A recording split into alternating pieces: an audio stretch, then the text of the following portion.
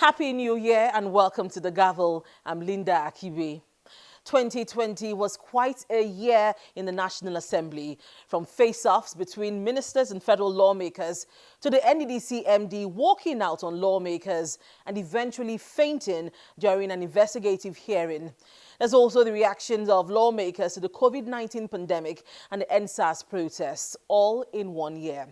On the Gavel this week, we'll look at some of the memorable events in the National Assembly in 2020, beginning with the issue of the Niger Delta Development Commission, NDDC. The National Assembly's investigation of the NDDC can be likened to a blockbuster. From fainting spells to back-and-forth allegations and walkouts, it's been equal parts fascinating and disturbing. Now, here's a look at the events surrounding the National Assembly's probe of alleged malfeasance and financial recklessness in the NDDC.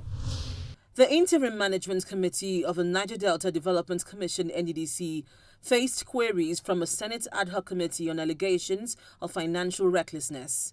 The committee questioned the payment of over 1 billion naira to NDDC staff as COVID-19 relief allowance between February and May 2020. However, the NDDC also accused some federal lawmakers of corruption.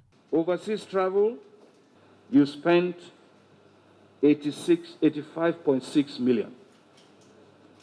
And the bulk of those travels took place between February and May. At the next hearing, the Committee on Niger Delta Affairs walked the Director of Projects, Mr. Cairo Jubo, out of the meeting after he insisted that the chairman of the committee, Senator Peter Nwomboshi, should step down as chairman. The interest of the two chairmen in the National Assembly clashes violently with the forensic audit. Meanwhile, in the House of Representatives, on the second day of the investigative hearing, the management of the NDDC, led by the acting managing director, were present. Both the chairman of the committee and the managing director were seen face-to-face, perhaps for the first time since the NDDC accused the committee chairman of hijacking projects from the commission. All of us know we're in a serious business here. It did not take long before things got out of hand. We are not comfortable with the chairman of this committee presiding over a matter in which he is an accused party, is an interested party, and we do not believe that the NDDC can have justice because he cannot sit in his own case. Point of order, and as long as he is the chairman of this committee, the NDDC will not make any presentations here. There is no point of order here, please. I'm just stating our stand here before we start. The acting managing director of NDDC has acted in defiance of the Legislative House's Powers and Privileges Act, which provides that no person should fail to answer to questions put to him in the proceedings of the Legislative House. But quoting these laws did not faze Mr. Ponde as he and his officials staged a walkout. Was not granted by chairman. Chairman, let it be on record. The acting managing director of NDDC came in and decided to walk out on this committee as his permission was not granted. The hearing continued with submissions from other invited stakeholders. The former MD of the NDDC, Joy Nunye, was also supposed to make a presentation at the hearing, but was held up by security operatives in her home in Port Harcourt. She was eventually rescued by the governor of Rivers State and taken to the government house, from where she joined the hearing virtually and made daring submissions the following day. I want to say here, and I'm ready to stand and tell all Nigerians, if they find out that the forensic audit is going on, every testimony and allegation that I have made should be cancelled or disregarded. The forensic audit was approved by President Muhammadu Buhari, and he is largely relying on the report for his next line of action. She also expressed fears for her safety and made recommendations for a better NDDC. My recommendation would honestly be that the NDDC be taken back to the office of the SGF, because the SGF is very, very busy. He won't go out of his way to start looking for NDDC money. On the fourth and final day of the investigative hearing, The Minister of Niger Delta Affairs heeded the summons of the committee. So also did the Managing Director of the NDDC, who had walked out of the committee after refusing to sit through an investigative hearing headed by Representative Olubunmi Ojo, who has been accused by the Commission of criminal activities, including hijacking projects of the Commission. The committee chairman began by unexpectedly recusing himself, and the deputy chairman of the committee assumed the role. I wish to humbly appeal to my colleagues to recuse me from presiding over this particular meeting. The Central Bank and the Accountant General's Office cannot change the figures in 1 week because they stated under oath in the Senate ad hoc committee hearing that 81.5 billion was spent from October 2019 to 31st of May 2020. Point of order. Pursuant to Section 81 of the Constitution of the Federal Republic of Nigeria, you cannot touch a dime, you can't spend a dime, except in a manner prescribed by the National Assembly. The committee questioned the extra budgetary spendings of the NDDC.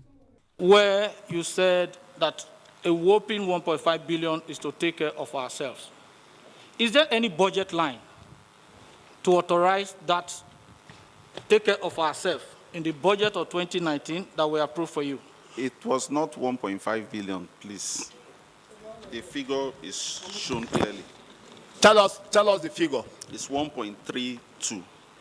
Now the question the honorable House member is asking you, where did you have in the budget line in 2019 where you derived that power to spend that money? That's the question. I'll provide that answer for you. I will check. I don't want to lie on that oath. I will provide the answer for you. As the questions continued to pour in, the MD of the NDDC began to lose consciousness and had to be taken to hospital. As the hearing continued, the Minister of Niger Delta Affairs, Mr. Gavel, accused federal lawmakers of being the greatest beneficiaries from the NDDC.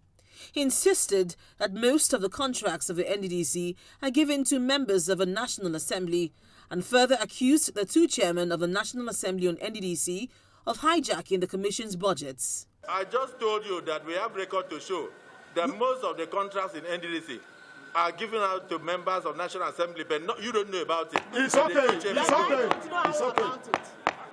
The two chairmen can explain to you. The following day during plenary, the Speaker of the House of Representatives reacted to the allegations and issued a threat to the minister.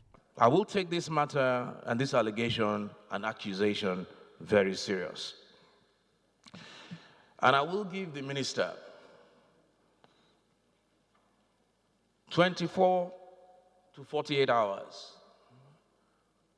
And clerk, I want you to back this up with a letter from this house. To give the minister 24 to 48 hours to publish the names, the contracts so given, the dates, because obviously these things will be documented. 48 hours after, with no response from Senator Gavel, the Speaker made good his threats. I've asked the Clerk of the House of Representatives to engage the services of legal counsel and instruct them to initiate a criminal complaint of perjury against the minister. At the same time, we will instruct counsel to explore the possibility of a civil defamation suit against the minister. Moments later, he received communication from the minister. I never referred to members of the 9th National Assembly as beneficiaries of NDDC contracts. Senator Akpabio also insisted that he would not make public the documents since they were received from the lead forensic auditors in confidence. After all the drama, the committees of both chambers investigating allegations of financial recklessness in the NDDC presented their reports showing that the NDDC spent 1.3 trillion naira between October 2015 and May 31st, 2019, with some of these spendings outside the budgetary provision. The National Assembly also recommended the dissolution of the Interim Management Committee of the NDDC and that the supervision of the commission be taken from the Minister of Niger Delta and returned to the presidency. President Muhammadu Buhari has now dissolved the Interim Management Committee of the NDDC, and a forensic audit is currently ongoing. Now, moving on from the NDDC, one issue which took federal lawmakers by surprise is the COVID-19 pandemic. Now, here's how lawmakers reacted.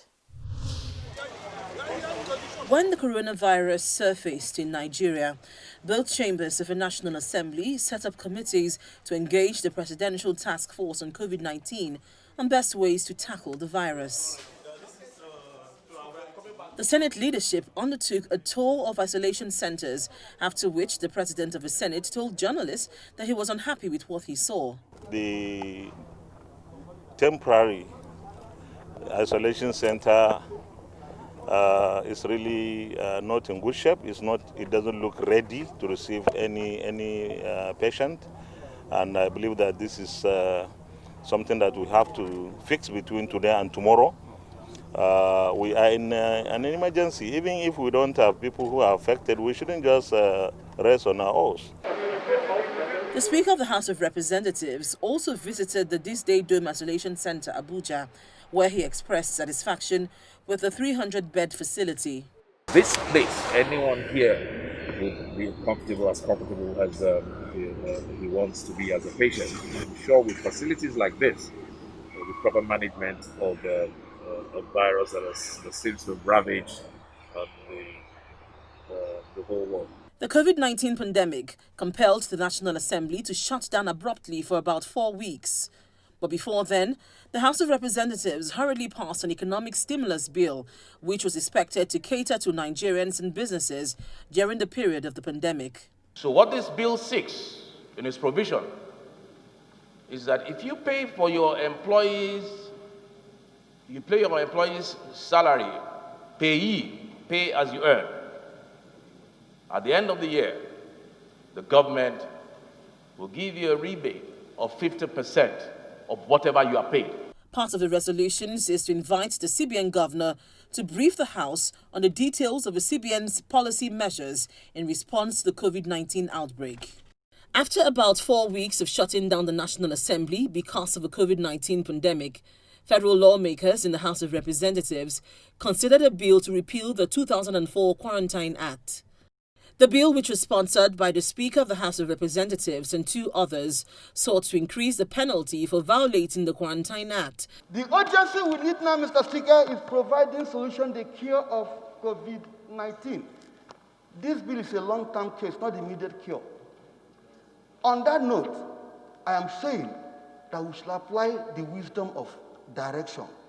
The bill scaled second reading and a 2-day public hearing was held. What we are trying to do here is to set the pace, to set the agenda, have an act that will guide the activities of the governors on their houses of assembly in having a bill to manage this issue. We will be improving substantially through interactions with stakeholders, civil society and citizens in pursuit of the common objective of achieving policy interventions that will enhance the well-being of the generality of the people of the Federal Republic of Nigeria. When the bill was introduced in May, it was scheduled to pass through first, second and third reading within an hour, but was opposed by some lawmakers who questioned the powers given to the Director General of the NCDC. That position is shared by the state governors. While Section 6 mandates the compulsory testing of persons on the mere suspicion of the Director General, Section 10(3) gives him express powers to use force to enter any premises without warrant.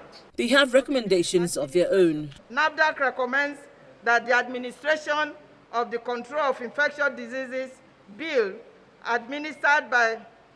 be administered by competent authorities, including the Director General, NAFDAC, and other Director General subject to the directive of the Minister. Under Section 5, dealing with public health surveillance. As a disease surveillance myself and as an epidemiologist, I know that those issues have been also adequately taken care under the public health laws of the Federation which existed in the past. All the contributions seem to suggest one thing. The intention is good, but there must be a balance between public health and human rights. You're welcome back to the Gavel. When the federal government began plans to create temporary jobs for 774,000 Nigerians in all the local government areas of the country under the Special Public Works Program, not many envisaged that it would generate a rift between federal lawmakers and the Minister of State for Labor. The program, which was supposed to commence in October 2020, is now scheduled for January 2021. But even that may not happen, considering the recent position of the House of Representatives asking that it should be halted and accusing the Minister of State Labor of substituting the initial names compiled by the former Director General of a National Directorate of Employment, NDE, who was eventually fired by the President months after publicly insisting that his agency was not being carried along in the process. At an interactive session between the National Assembly Joint Committees and Labour and the Minister of State for Labour, as well as the Nigerian Directorate of Employment, lawmakers questioned the Special Public Works Programme, which is intended to create jobs for 774,000 unskilled persons across 774 local government areas in the country. The National Directorate of Employment is expected to implement this program. How are you going to measure the success of this program? Tensions began to rise as lawmakers accused Mr. Keyamo of hijacking the program from the NDE and alleging lopsidedness in the entire program. What are your key performance indicators? How are you going to measure the success of this program? Because you never said anything about it. And you are the one executing and doing everything. How do we now know that that money is going to be utilized properly? For failing to apologize, the lawmakers asked Mr. Keyamo to leave. If you allow me to go, I'll go. You cannot say something and disallow me the opportunity to respond. It's wrong. It's wrong. Speaking to journalists outside the meeting room, Mr. Keyamo accused the committee of trying to take control of the recruitment exercise, but the lawmakers denied the allegations. The chairman insisted I must come to them privately for them to hand over to me certain instructions as to how this program will be done across the country. I said no. Following that face-off between federal lawmakers and Mr. Keyamo, the National Assembly called for the implementation of the 774,000 Public Works Program be put on hold until the modalities for executing the program are explained to the federal legislature.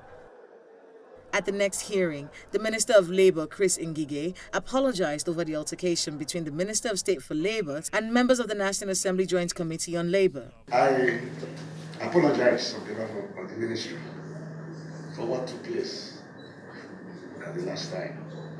And I hope this apology will be taken by the members of the committee and the entire National Assembly. The Senate President, who was present, insisted that the Ministry of Labour should only play a supervisory role in the execution of the program. We are not asking anybody to give us the program. No. We want the program to be transparently implemented. We want the program to follow the law. But the Minister of State for Labour insisted on sticking to his convictions on how the Public Works Program should be implemented. The directives of the National Assembly is not binding on me. This is a great constitutional issue that will go to the Attorney General at the end of the day for interpretation. Except, like I said, Mr. President says I should step aside and allow them hijack the process. Because the game, like you have seen today, is simply that they are conniving with a certain functionary of government to design the program, hijack the program against the wishes of Nigerians. Hijack it, and that is what I have been against. President Muhammadu Buhari later intervened by giving the Minister of State for Labour the go-ahead with the recruitment. On that, the National Assembly was silent from July till December, when a new motion was moved in the House of Representatives accusing the minister of bias and insisting that the program be put on hold.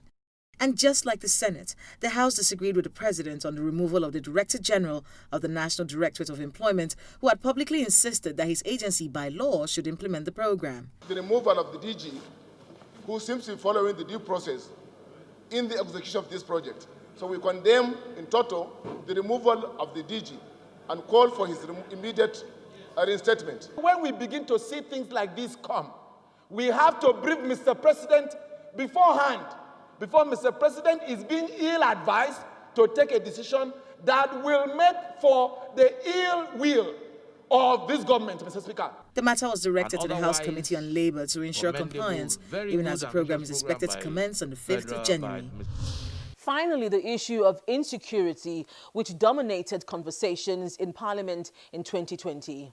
Lawmakers repeatedly called for the removal of service chiefs, and at some point, the House of Representatives invited President Buhari to brief lawmakers on the true state of the country's security and plans to tackle it.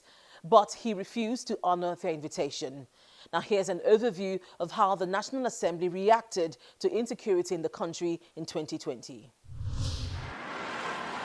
The terror unleashed by Boko Haram for years has been deadly. The biggest casualties mostly residents of the Northeast. But beyond the Northeast residents killed, an alarming number of members of Nigeria's armed forces in the front lines have also been killed. Also, there is the issue of kidnapping and banditry in the Northwest. The National Assembly has frequently criticized President Buhari for refusing to execute its recommendations on insecurity, one of which is to sack the heads of the security organizations in the country and replace them with new hands and fresh ideas. Beyond making these demands, the National Assembly appears to be unwilling to explore other avenues of getting President Buhari to yield to their demands. The President's Special Advisor on Media and Publicity, Mr. Femi Adesina, has responded to the lawmakers, saying that the appointment or sack of service chiefs is a presidential prerogative, and President Buhari, in his capacity as Commander-in-Chief of the Armed Forces, will do what is in the best interest of the country at all times. Following the rising cases of insecurity in the country, the Senate Minority Leader, Senator Einaya Abaribe, asked President Muhammadu Buhari to resign. When you want to deal with a matter, you go to the head. So we will go to the government and ask this government to resign because they can no longer do anything in this country. The PDP caucus of the House of Representatives also called for the impeachment of the president. In 2020, it was one motion after another, almost on every sitting day, on insecurity in the country, one of which was the abduction of more than 300 schoolboys from Government Science Secondary School, Kankara, Katsina State, on Friday, 11th December 2020, to which Boko Haram claimed responsibility. Urge the federal government to declare a state of emergency in the nation's security sector. Condemn the killing of unarmed civilian and farmers of Zabarmari village of Jere Federal Constituency in Borno State by suspected Boko Haram insurgency. The Speaker's appeal doesn't sail, as some members insisted that the resolution must be taken, and this forced a closed-door session. After about an hour, the doors were opened and the amended resolution is taken. My amendment is to invite Mr. President to come to the House to explain the security situation in the country. The 10th of December was announced as the date for the president to appear, but President Muhammadu Buhari failed to appear. Following the disappointing turn of events, this is how lawmakers reacted. Once we get the official communication, then we will tell you exactly why he didn't come. And of course, I do note that we said, okay, he will come on Thursday, but we didn't even get the communication to say he has agreed that Thursday is a good date for him to come. No, fundamentally, I am going to push for a matter of privilege on the floor and demand, and this is what I am also going to enjoin my colleagues to do, to demand a fundamental and unequivocal apology from the Attorney General and from Mr. President himself for not allowing himself to be advised properly. It has not been breached. There is no breach at all, absolutely. It's just people are insinuating so many things which they don't know. We have written, there was a motion, there was a resolution, the resolution was communicated to the executive have indicated their interest in sharing some concerns, national concerns with the parliament. Media reports a week later stated that the House had dropped the idea of the invitation, and some of the lawmakers who sponsored the motion to invite the president had apologized to him. But a statement from the spokesperson of the House debunked the stories. A lot happened in 2020 in the National Assembly, and next week we'll continue to look at major events which dominated deliberations, such as the controversial Infectious Diseases Bill, the Water Resources Bill, and reactions of federal lawmakers to the NSAS protests. Now, this is where we call it a day on this week's edition of The Gavel. If you have any views on any of the issues discussed, please email us on thegavel@channelstv.com. Thank you for staying with us and see you again next week.